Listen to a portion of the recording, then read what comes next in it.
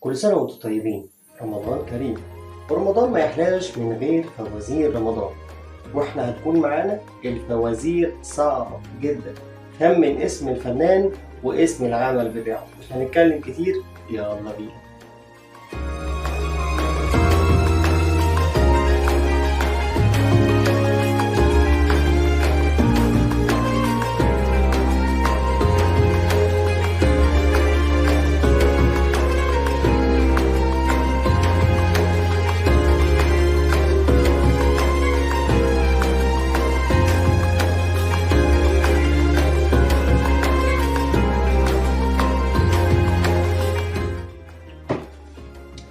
ها، خمنتوا اسم الفنان او الفنانة اللي كانوا موجودين؟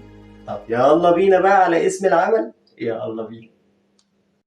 اختها بتعمل فراخ من اللي تحت الحوض، وعيالها في البلاوي موقعينها، بس هي ربنا ناصفها والدنيا مكركبة عليها.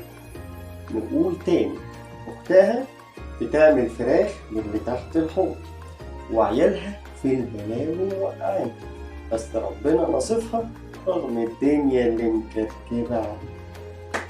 وبكده تكون انتهت فزورتنا. أتمنى تكونوا عرفتوا اسم الفنان، وفي نفس الوقت تكونوا عرفتوا اسم العمل.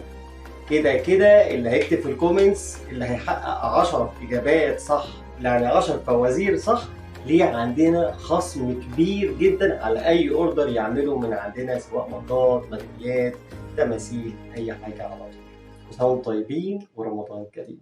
السلام.